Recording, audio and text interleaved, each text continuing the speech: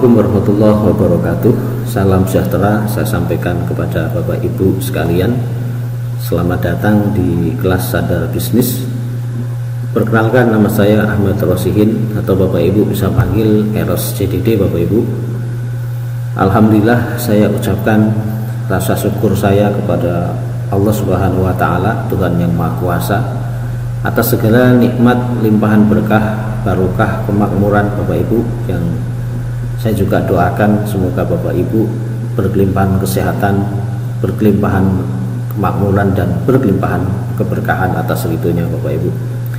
Sholawat serta salam saya juga haturkan kepada baginda Nabi besar Muhammad Shallallahu Alaihi Wasallam. Semoga kita mendapatkan syafaat beliau besok di hari akhir Bapak Ibu. Oke Bapak Ibu, ini adalah kegiatan saya Bapak Ibu, ya, setelah saya passive income. Ya, saya suka ke kebun dengan mobil Jimny saya ini, ya, saya off-road ya, sambil keliling kebun.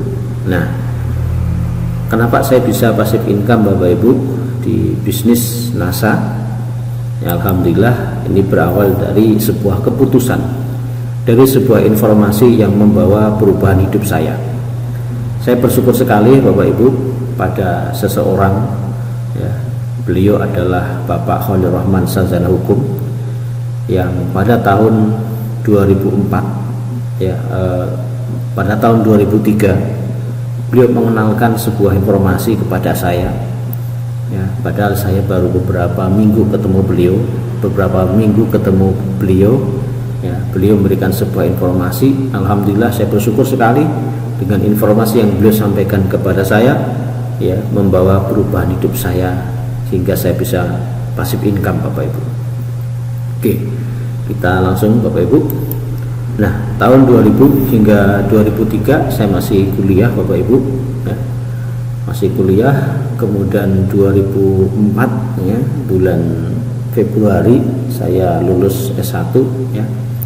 Nah, dari sini Bapak Ibu, setelah saya lulus, bukan saya bahagia Bapak Ibu, ya, tapi justru saya dihadapkan sebuah pertanyaan besar, ya, yang harus saya jawab. Pertanyaan itu adalah yang pertama Bapak Ibu, pengangguran, ya, apakah saya setelah lulus itu jadi pengangguran, atau saya bekerja, ya, atau saya melanjutkan kuliah ke S2, atau saya menikah Bapak Ibu. Inilah pertanyaan yang saya hadapi Bapak Ibu. Mungkin Bapak Ibu juga merasakan sebagai mana yang saya rasakan. Nah Bapak Ibu, akhirnya saya memutuskan untuk mencari pekerjaan, ya, looking for a job, ya, saya mencari sebuah pekerjaan, ya. Karena saya mencari pekerjaan, saya butuh pekerjaan, maka bacaan sehari-hari saya adalah bagaimana membuat lamaran kerja, ya, membuat surat lamaran kerja itu biar diterima, ya, hampir begitu Bapak Ibu yang saya baca, ya, saya baca itu terus lakukan begitu. Tidak baca juga, saya tanya-tanya gimana sih cara bikin lamaran. Nah, dari interview ke interview, ya, karena saya backgroundnya adalah pendidikan, saya daftar dari sekolah ke sekolah, dan ternyata tak satu pun saat itu menerima saya Bapak Ibu, karena gurunya sudah penuh semua, ya, tenaga pengajarnya sudah penuh semua. Maka Bapak Ibu, akhirnya saya putuskan menikah Bapak Ibu, ya, saya putuskan menikah, ya, saya putuskan menikah, ya, dengan kondisi keuangan yang, ya, saya tidak, ya, masih nganggur, ya, bisa dikatakan begitu Bapak Ibu. Nah, Desember 2004, ya, saya menikah itu 2004 bulan November 2004 saya menikah. Nah, di awal bulan Desember, ya, saya memutuskan untuk merantau ke kota Bungo, ya, Provinsi Jambi. Nah, pokoknya merantau Bapak Ibu. Nah, setelah merantau, ya, saya diterima, ya, menjadi tenaga honor Yayasan Pondok Pesantren. Ya, saya senang banget, ya, gembira sekali Bapak Ibu, ya, gembira sekali, ya, diterima. Nah, saya sangat menikmati pekerjaannya Bapak Ibu, ya, sangat menikmati pekerjaannya, karena saking menikmati pekerjaan itu Bapak Ibu, saya disiplin ya, saya totalitas mengerjakan hingga akhirnya Bapak Ibu saya bisa meningkat ya, dari staf pengajar saya menjadi kepala sekolah. Dengan menjadi kepala sekolah Bapak Ibu, uang gaji saya bertambah ya. Dulu saat itu gaji saya 180.000 ya, dengan menjadi kepala sekolah saya ada tambahan tunjangan ya, hampir 250.000 totalnya tahun 2004 itu Bapak Ibu. Oke. Nah, saya menyadari betul bahwa saya punya penghasilan yang tidak banyak ya, 250.000 saat itu, maka saya dan istri saya nabung Bapak Ibu ya, uangnya dibagi 3 ya. Tabungan yang pertama untuk makan, untuk persiapan lahiran, kemudian uang kedua untuk makan, dan uang ketiga saya untuk bensin ya, untuk keluar sana kemari, dibagi 3. Nah, karena saya sudah punya istri ya, mungkin bagi teman-teman yang belum punya istri, saat bekerja ya pasti akan menabung ya untuk persiapan resepsi ya, kemudian yang kedua untuk membeli cincin atau mas kawin, dan yang ketiga adalah biaya menikah. Mungkin begitu, karena saya sudah menikah ya, persiapan saya itu ya. Oke. Nah, ternyata Bapak Ibu ya, istri saya hamil. Nah, disinilah Bapak Ibu saya harus nabung lagi ya. Pertanyaannya lah, gimana caranya nabung ya, sementara penghasilannya ya itu saja. Akhirnya Bapak Ibu saya mulai kreatif mencari tambahan penghasilan ya. Saya mulai ya kuliner bas ya. Kuliner bas itu membersihkan rumput ya, yang di kebun-kebun sawit, kebun karet begitu. Nah, satu-satunya pilihan ya selain itu Bapak Ibu, saya kerja lembur ya, dengan nambah jam kerja ya. Bahkan istri saya juga sempat menjadi guru les privat ya, di sebuah lembaga pendidikan bimbingan belajar itu ya. Ini ya, kenapa? Karena saya ingin ya, kami ingin uangnya bertambah Bapak Ibu. Nah, Bapak Ibu, kemudian anak saya lahir Bapak Ibu ya, November 2005 Bapak Ibu, anak saya lahir yang pertama, di mana saya masih mendapatkan penghasilan itu dari sebuah pekerjaan saya, yaitu honor ya. Nah, kemudian Bapak Ibu, pengeluaran saya ya, biaya kelahiran, kontrak rumah, biaya sehari-hari ya dari hasil kerja itu. Nah, kalau saya gambarkan, ini adalah sebuah balok ya, balok penghasilan saya. Nah, sementara balok yang kedua ini yang lebih tinggi adalah pengeluaran saya. Pada saat itu Bapak Ibu, anak saya lahir dengan operasi cesar ya, bahwa biayanya 4.500.000. Nah, maka untuk biaya hidup aja susah Bapak Ibu, saya terlibat ya, terlibat hutang ya, hanya saya berhutang Bapak Ibu. Dan di sini ternyata kehidupan saya sangat menyakitkan Bapak Ibu, sangat tidak enak sekali ya, hidup dengan hutang Bapak Ibu ya, apalagi ketika ditagih Bapak Ibu ya, sungguh sangat tidak enak sekali Bapak Ibu. Nah, kemudian Bapak Ibu, saya di waktu luang ya cari tambahan penghasilan ya, sering pulang malam ya, kemudian malamnya sering jaga anak ya, karena saya punya anak kecil tadi ya, giliran sama istri saya ya. Dan kondisi ini menyebabkan saya mengantuk Bapak Ibu ya, di jam kantor itu ngantuk ya, ya, nggak bergairah ya, karena malamnya kadang ya nyari uang tambahan. Nah, akhirnya Bapak Ibu, mulailah saya kena tegur ya, karena mulai sering terlambat kerja ya, mulai tidak masuk kerja ya. Ini Bapak Ibu, akhirnya saya kena tegur. Nah, teguran-teguran ini akhirnya membuat saya tidak merasakan tidak nyaman ya, sudah nggak enak bekerja ya, tapi bingung harus bagaimana saya ini ya, mau jadi apa lagi saya ini, mau dapat uang dari mana lagi saya ini. Saya bingung Bapak Ibu, tapi di sekolah tempat saya ngajar tidak nyaman ya. Akhirnya sebuah informasi yang berubah hidup saya ini, yang dulu ya Bapak Khalil Rahman itu memberikan informasi pada saya ingat kembali Bapak Ibu ya.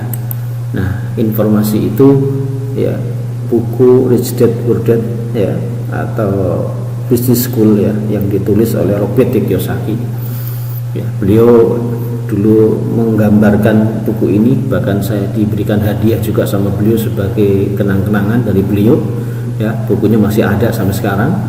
Saya baca itu kemudian saya teringat kembali Bapak Ibu ya. Nah, dalam pola pikir seseorang dalam mencari penghasilan ya, konsep Robert Kiyosaki tentang cash flow quadrant ini sangat relevan untuk kita pelajari Bapak Ibu ya. Sangat relevan sekali untuk kita pelajari. Nah, di mana di sana disampaikan kuadran kiri versus kuadran kanan ya. Jadi ada kuadran kiri itu adalah employer dan self employer, kemudian yang kuadran kanan adalah business owner dan investor ya. Nah, di sini saya akan jelaskan lebih contoh-contohnya Bapak Ibu. Kuadran kiri ya adalah yaitu employer, di mana dia adalah seorang pegawai karyawan. Kemudian S adalah self employer ya, para profesi seperti dokter, pengacara, penyanyi ya, pedagang. Dan self employer itu bekerja untuk diri Anda sendiri ya. Kemudian yang kuadran kanan ya adalah pemilik bisnis ya, yang autopilot bisnisnya karena ada sistem sehingga orang lain yang bekerja untuk Anda. Kemudian yang I adalah investor, uang yang bekerja untuk Anda ya, uang bekerja untuk Anda. Oke. Lebih jelas lagi Bapak Ibu, di mana employer ya, yang bekerja untuk orang lain, ini dimulai dari misalkan tukang sapu sampai direktur ya, tukang bangunan juga termasuk ya. Nah, mereka punya karakter ya, punya sifat ya, itu takut Bapak Ibu ya, penakut. Apa yang ditakuti ya? Takut dipecat, takut membuat kesalahan, takut mengambil resiko, takut mencoba sesuatu ya, dan takut gagal Bapak Ibu. Nah, bisanya setelah pensiun ketika ingin melakukan usaha atau kerjasama ya, setelah dia pensiun baru dia mau melakukan usaha atau dia kerjasama, yang akhirnya ketakutan-ketakutan itu masih tetap mendominasi ya, dan ketakutan itu yang biasanya terjadi Bapak Ibu ya. Ini itu kuadran kiri employer. Nah, kemudian yang self employer bekerja untuk diri sendiri ya, didominasi para profesi ya, pebisnis kecil-kecilan ya, dimana sifatnya ya, dia biasanya adalah orang yang tidak mudah percaya dengan orang lain. Dia lebih senang mengerjakan sendiri ya. Kemudian dia punya semboyan time is money, waktu adalah uang ya. Jadi karena waktu adalah uang, tipenya dia adalah pemburu uang sejati ya. Dia selalu berburu uang. Kemudian dia juga sering ngomong berani bayar berapa gitu. Nah, kelompok ini ya biasanya dia cenderung bekerja terus sampai akhir hayat ya. Sampai akhir hayat dia bekerja dan bekerja berburu uang. Karena kalau tidak berburu uang ya uangnya tidak dapat ya, dia dalam pikirannya begitu. Nah, Bapak Ibu, kemudian yang kuadran kanan ya, tadi ada business owner ya, dia bekerja untuk aset ya, sehingga aset yang bekerja mencari uang ya. Nah, kuadran kanan yang business owner ini ya, kerjanya ringan karena dia bekerja cerdas, kemudian punya waktu luang ya. Percaya banyak orang yang lebih baik daripada dirinya ya. Dia percaya bahwa ada orang yang lebih baik daripada dirinya. Kemudian dia suka mendelegasikan, dia suka mengkader ya, dia suka menciptakan orang lain seperti dirinya. Ini karakter kuadran kanan business owner ya.